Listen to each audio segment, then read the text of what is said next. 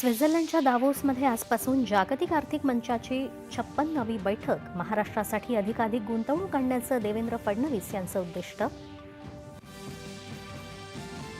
भाजपाच्या राष्ट्रीय अध्यक्षपदासाठी निवडणूक प्रक्रिया सुरू. कार्यकारी अध्यक्ष नितीन नबीन यांनी भरला उमेदवारी अर्ज.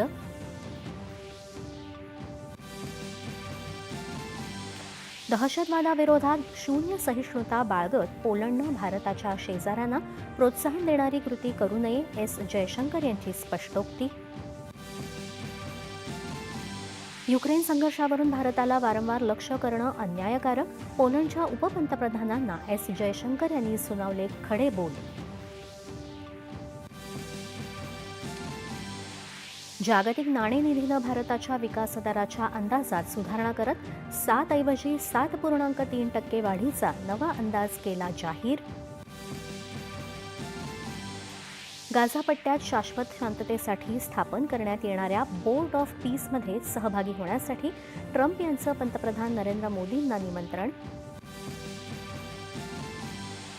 विकसित भारत जी रामजी कायद्याबद्दल काँग्रेस देशाची दिशाभूल करत आहे. केंद्रीय कृषी तथा शेतकरी कल्याण मंत्री शिवराज सिंह चौहान यांचा आरोप. राज्यातल्या 29 महापालिकांच्या महापौरपदासाठी येत्या 22 जानेवारीला आरक्षण सोडत होणार जाहीर. उल्हासनगर महानगरपालिकेत वंचितच्या 2 नगरसेवकांनी शिवसेनेला पाठिंबा दिल्यानंतर सेनेचा सत्ता स्थापनेचा मार्ग मोकळा. तर ठाण्यात भाजपाची महत्त्वाच्या पदांची मागणी.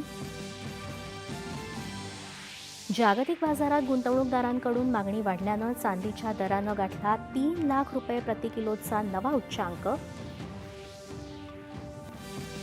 आणि नाशिक मालेगाव मनमाड मार्गावर आज सकाळी झालेल्या रस्ते अपघातात 4 जण मृत्युमुखी तर 20हून अधिक जखमी.